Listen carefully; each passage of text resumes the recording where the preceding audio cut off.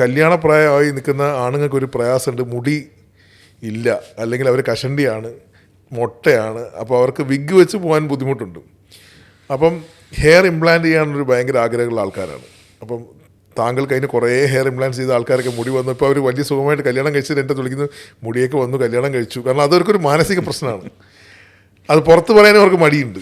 അത് ആരും അറിയാണ്ട് ചെയ്യണം എന്നൊക്കെ അവർ ആഗ്രഹിക്കുന്ന കാര്യങ്ങളാണ്. അപ്പോൾ അതിലും എനിക്കൊന്ന് താങ്കളുടെ ടീം വളരെ ക്ഷമയോടുകൂടി ചെയ്യുന്നൊരു ഏതാണ്ട് 5-6 മണിക്കൂറൊക്കെ ആയിരിക്കും ഒരാളുടെ മുടി വെച്ച് കൊടുക്കാൻ. ഏതാണ്ട് മേജർ സർജറി, ഒരു ലിവർ ട്രാൻസ്പ്ലാന്റ് ചെയ്യുന്ന പോലും അത്രയും സമയം എടുക്കില്ലായിരിക്കാം. അതിനെപ്പറ്റി ഒന്ന് കേട്ടാൽ കൊള്ളായിരുന്നു. നമ്മൾ ഈ കഷണ്ടി ഒരു നാച്ചുറൽ പ്രോസസ്സാണ്. അപ്പോൾ അതിന് ഒരു ചികിത്സ ആവശ്യമുണ്ടോ എന്ന് ചോദിച്ചു കഴിഞ്ഞാൽ മിക്കവാറും പലരും ആ ഒരു നാച്ചുറൽ കഷണ്ടി ആയിട്ട് ജീവിക്കുന്നവരുണ്ട്. അവരത് ആക്സെപ്റ്റ് ചെയ്തിട്ടുണ്ട്. ചിലവർ അവരുടെ ഐഡൻറ്റിറ്റി ആയിട്ട്, അപ്പോൾ നമ്മൾ എല്ലാവർക്കും ഒരു സെൽഫ് ഇമേജ് എപ്പോഴും ഉണ്ട്, അല്ലെങ്കിൽ നമ്മുടെ ബോഡി എങ്ങനെ ഷോക്കേസ് ചെയ്യണം എന്നുള്ളൊരു ആഗ്രഹം എല്ലാവർക്കും ഉണ്ട്. അപ്പോൾ ആ ഷോക്കേസ് ചെയ്യാനായിട്ട് നമ്മൾ മനസ്സിൽ കണ്ടിട്ടുള്ള ഇമേജിന് ആ ഇമേജിൽ നിന്ന് എന്തെങ്കിലും വ്യത്യാസം വന്നു കഴിയുമ്പോഴേക്കും അത് നമ്മുടെ കോൺഫിഡൻസ് ലെവലിന് എപ്പോഴും ഭയങ്കരമായിട്ട് ബാധിക്കും. അപ്പോൾ ഒരു കഷണ്ടി വരുമെന്ന് എക്സ്പെക്റ്റ് ചെയ്യാതിരുന്ന ഒരാൾ, അയാൾ ഷോക്കേസ് ചെയ്യാൻ ആഗ്രഹിക്കുന്ന കഷണ്ടി ഇല്ലാത്ത മുടിയുള്ള ഒരു ഫേസാണ്. പക്ഷേ അയാളുടെ പാരമ്പര്യം കൊണ്ടോ അല്ലെങ്കിൽ വേറെ എന്തെങ്കിലും അക്വയർഡ് ഇൽനെസ് കൊണ്ടും വരാം കഷണ്ടികൾ. അത് സ്കിന്നിനെ സംബന്ധിച്ചുള്ള പ്രോബ്ലം കൊണ്ടും വരാം കഷണ്ടി. അങ്ങനെ വന്ന് അത് പെട്ടെന്ന് അതിനൊരു വ്യതിയാനം വരുമ്പോഴാണ് പുള്ളിയുടെ ഒരു കോൺഫിഡൻസ് പോകുന്നത്. ഇത് ഒരിക്കലും ആരും പ്രകടമാക്കാറില്ല. ആരും ഡിപ്രസ്ഡ് ആയിട്ട് വീട്ടിലിരുന്നിട്ടോ അയ്യോ എനിക്ക് കഷണ്ടി വന്നല്ലോ എന്നും പറഞ്ഞൊന്നും ചിന്തിക്കാറില്ല. പക്ഷേ അവർ ചെയ്യാൻ പോകുന്ന കാര്യങ്ങൾക്ക് അവർക്ക് എപ്പോഴും ഒരു വൈമനസ്യം കാണും. ഞാൻ എന്തിനാ ഈ തലയൊക്കെ വെച്ചുകൊണ്ട് എങ്ങനെ ഞാൻ അവിടെ ഇരിക്കുന്നത്, അല്ലെങ്കിൽ ഇപ്പോൾ ഒരു ടി വി ഷോയിലോ ഒരു ടി വി ടോക്കിന് പോകാൻ നേരത്ത് പോകുമ്പോഴും ഇതൊരു കോൺഫിഡൻസിന് ബാധിക്കുന്നൊരു പ്രശ്നമാണ്. അതുകൊണ്ടാണ് നമ്മൾ ഹെയർ റെസ്റ്റോറേഷന് ഒരു ഇമ്പോർട്ടൻസ് സർട്ടൻലി എല്ലാവരും ജീവിതത്തിലുണ്ട്. ഇപ്പോൾ കഷണ്ടി അല്ലെങ്കിൽ മുടി കൊഴിഞ്ഞു വരികയാണെങ്കിൽ, പൂർണ്ണ കഷണ്ടി ആവണമെന്നില്ല, മുടി അവിടെ ഇവിടെ കൊഴിഞ്ഞു വരികയാണെങ്കിൽ അതിൻ്റെ ഡെൻസിറ്റി കൂട്ടുന്ന ഓപ്പറേഷൻസും ഉണ്ട്. അപ്പോൾ എന്തായാലും ആ ഒരു ട്രീറ്റ്മെൻറ്റ് ഓപ്ഷൻ നമ്മൾ കൊടുക്കുന്നതിൻ്റെ ഒരു മെയിൻ കാര്യം കോൺഫിഡൻസ്. കോസ്മെറ്റിക് സർജറി എല്ലാം തന്നെ ഇറ്റ്സ് അബൌട്ട് കോൺഫിഡൻസ് ബിൽഡിങ്. അപ്പോൾ നമുക്കൊരു ടീമുണ്ട്. ഇതും ടീം വർക്കാണ് ബേസിക്കലി. കാരണം നമ്മൾ ഹെയർ ട്രാൻസ്പ്ലാന്റേഷൻ ചെയ്യുമ്പോൾ നമ്മുടെ ഹെയർ അവൈലബിൾ ആയിട്ടുള്ള ഹെയർ ഡെൻസിറ്റി ഉള്ള സ്ഥലത്ത് നിന്നും ഹെയർ ഇല്ലാത്ത സ്ഥലത്തേക്ക് നമ്മൾ ട്രാൻസ്ഫർ ചെയ്യുകയാണ്. അത് ഗ്രാഫ്റ്റിംഗ് ആണ് ബേസിക്കലി. ഹെയർ ട്രാൻസ്പ്ലാന്റേഷൻ ചെയ്താൽ പോലും അതിൻ്റെ ടെക്നിക്കലി അതിന് പറയുന്നത് ഫോളിക്കുലർ ഗ്രാഫ്റ്റിംഗ് എന്നാണ്.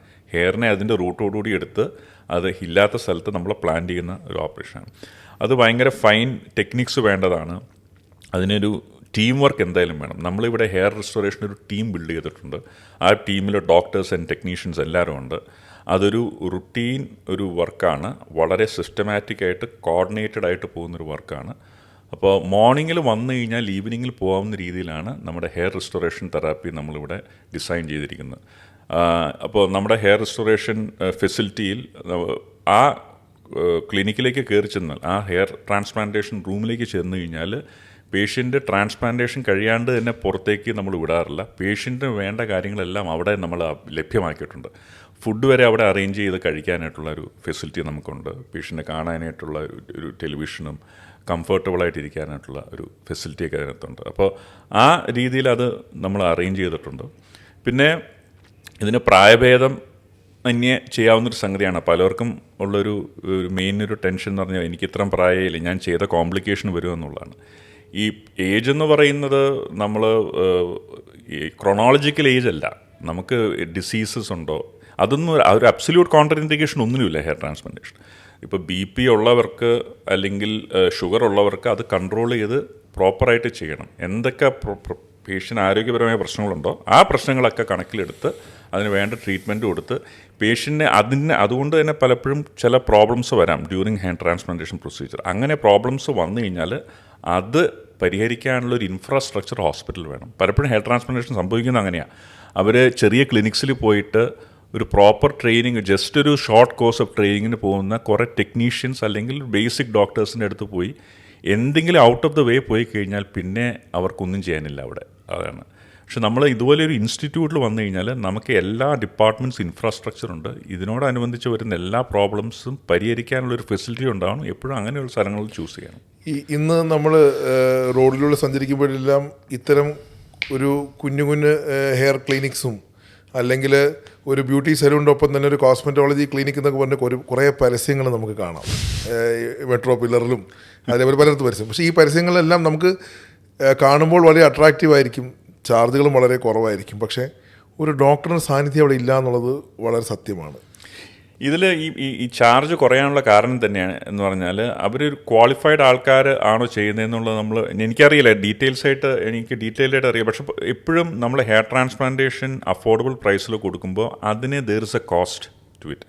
കാരണം ഒരു ഷോർട്ട് കോഴ്സ് ഓഫ് ട്രെയിനിങ്ങിന് പോയി വെറുതെ ഹെയർ എടുത്തിങ്ങനെ കുത്തി വെച്ചാൽ പോരെ, അങ്ങനെയല്ല. നമ്മൾ ബേസിക്കലി ഒരു ട്രെയിൻഡ് ആൾക്കാരെ നമ്മൾ ചൂസ് ചെയ്യുന്നത് അവരുടെ ക്ലിനിക്കൽ രണ്ട് കാര്യങ്ങളാണ്. ഒന്ന് ടെക്നിക്കൽ ആസ്പെക്ട്സ്, ഒന്ന് ക്ലിനിക്കൽ ജഡ്ജ്മെൻറ്റ്.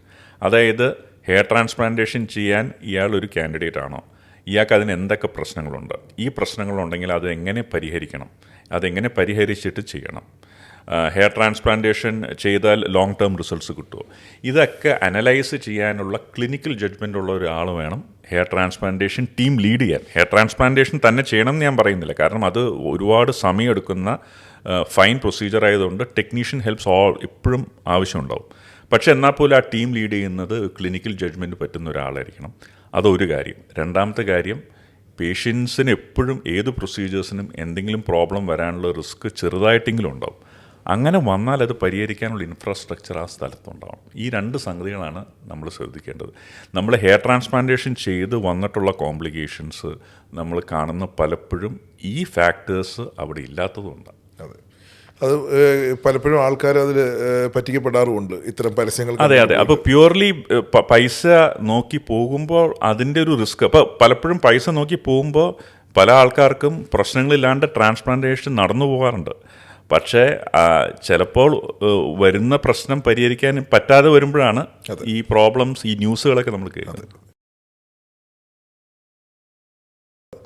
വേറൊരു വലിയൊരു ചോദ്യം ആൾക്കാർക്ക് മുന്നിൽ, ഇപ്പോൾ സിനിമാ നടന്മാരൊക്കെ 70-80 വയസ്സായാലും വളരെ ചെറുപ്പമായിട്ട് നിൽക്കുന്നു.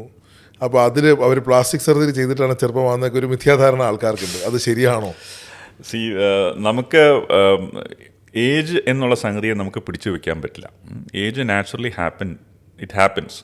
പിന്നെ ഏജിങ് ഫാസ്റ്റ് ആവാനായിട്ട് നമ്മുടെ ജീവിത രീതികളിൽ പല കാര്യങ്ങൾ അതിനെ കോൺട്രിബ്യൂട്ട് ചെയ്യാറുണ്ട്. അതായത് ഇപ്പോൾ അമിതമായി മദ്യപിക്കുന്നവർ, അമിതമായി സിഗരറ്റ് വലിക്കുന്നവർ, അതുപോലെ ഒരു ഹെൽത്തി ലിവിങ് മെയിൻറ്റെയിൻ ചെയ്യാത്തത്, അതായത് നമ്മൾ മിതമായ ഭക്ഷണം കൃത്യമായ സമയത്ത് കഴിക്കുക, അതുപോലെ എക്സസൈസിനുള്ള ഇമ്പോർട്ടൻസ്, ഇങ്ങനത്തെ ലൈഫ് സ്റ്റൈൽ മോഡിഫിക്കേഷൻസ് തന്നെ ഏറെക്കുറെ നമ്മുടെ ഏജ് ഫാക്ടറിനെ നിയന്ത്രിക്കും ഏറെക്കുറെ. പക്ഷേ അതൊന്നും നോക്കാതെ വെറുതെ നമ്മുടെ ബാഹ്യമായിട്ടുള്ള കാര്യങ്ങളൊന്നും, ഇപ്പോൾ ഒരു ഫേസ് ലിഫ്റ്റ് വേണമെങ്കിൽ നമുക്ക് ചെയ്യാം. റെഗുലർലി സിഗരറ്റ് വലിച്ച് യാതൊരു ഒരു ജീവിതശൈലി മെയിൻറ്റെയിൻ ചെയ്യാത്ത ഒരാൾ ഏജ്ഡ് ആയിട്ട് വരുമ്പോൾ നമുക്ക് വേണമെങ്കിൽ ഒരു ഫേസ് ലിഫ്റ്റ് ചെയ്തു കൊടുക്കാം. പക്ഷേ his aging process will accelerate if his lifestyle is not maintained. So നല്ലൊരു ആരോഗ്യമുള്ള ഒരു ബോഡിയിൽ നമ്മൾ ചെയ്യുന്നതിൽ കാര്യമുള്ളൂ. അങ്ങനെ ചെയ്യുന്നതിൽ നമുക്കൊരു അഡ്ജുവൻ കാര്യങ്ങൾ ചെയ്യാം കുറച്ച് നാൾ. പക്ഷേ ഏജിങ് നമുക്ക് പിടിച്ചു വെക്കാൻ പറ്റില്ല എന്നുള്ളതാണ്. നമ്മൾ ഈ പ്രായമായിട്ടുള്ള ആൾക്കാർ പ്യുവർലി കോസ്മെറ്റിക് സർജറിയുടെ ബേസിസിൽ അവരുടെ ഏജിങ് അവർക്ക് പിടിക്കാൻ പറ്റില്ല. ഹെൽത്തി ലൈഫ് സ്റ്റൈൽ മെയിൻറ്റെയിൻ ചെയ്യുന്നത് is at most important. What to eat, how much to eat, when to eat, and then exercise. ഈ സംഗതികൾ ഇസ് വെരി ഇമ്പോർട്ടൻറ്റ് ലൈഫ്. പലപ്പോഴും ഡോക്ടേഴ്സിന്, ഞാനിത് പറയുമ്പോൾ പോലും ഞങ്ങളെപ്പോലുള്ള ഡോക്ടേഴ്സിന് ഇതിലെല്ലാ ക്രൈറ്റീരിയയും നമുക്ക് സാറ്റിസ്ഫൈ ചെയ്യാൻ പറ്റില്ല. പക്ഷേ അറ്റ്ലീസ്റ്റ് മിതമായി കഴിക്കുക, നല്ല ആഹാരം കഴിക്കുക എന്നുള്ള സംഗതികൾ മാത്രം. ടൈമിങ്ങിൻ്റെ കാര്യം വരുമ്പോൾ ഞങ്ങൾക്കും പ്രശ്നമാണ്.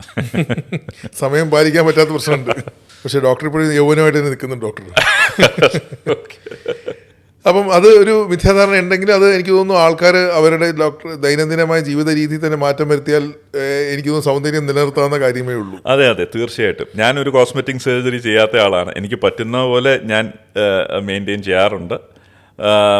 പക്ഷേ എനിക്ക് തോന്നുന്നത് ഒരുമാതിരി എല്ലാ വ്യക്തികൾക്കും ലൈഫ് സ്റ്റൈൽ മോഡിഫിക്കേഷനിൽ തന്നെ കുറേയൊക്കെ നമ്മൾ ഹെൽത്തി, യങ് ആയിട്ട്, അതുപോലെ തന്നെ റീജുവനേറ്റഡ് ആയിട്ട് നിന്ന് നിൽക്കും. ഈ പറഞ്ഞ പ്ലാസ്റ്റിക് സർജറി പ്രൊസീജിയേഴ്സ് ഡെഫിനറ്റ്ലി അതിന് അഡ്ജുവൻ്റ് ആണ്, അത് ഹെൽപ്ഫുൾ ആണ്. പക്ഷേ പ്യുവർലി അതിൻ്റെ പുറത്ത് പോകരുത്. വളരെ നന്ദിയുണ്ട് ഡോക്ടർ, ഇത്രയും വിലപ്പെട്ട സമയം അങ്ങ് നമുക്ക് വേണ്ടി തന്നു. ഒരുപാട് വിശേഷങ്ങളും അതേപോലെ ആൾക്കാർക്ക് അറിയാൻ ആഗ്രഹിക്കുന്ന കുറേ കാര്യങ്ങൾ പങ്കുവച്ചതിന് thank you very much. Thank U.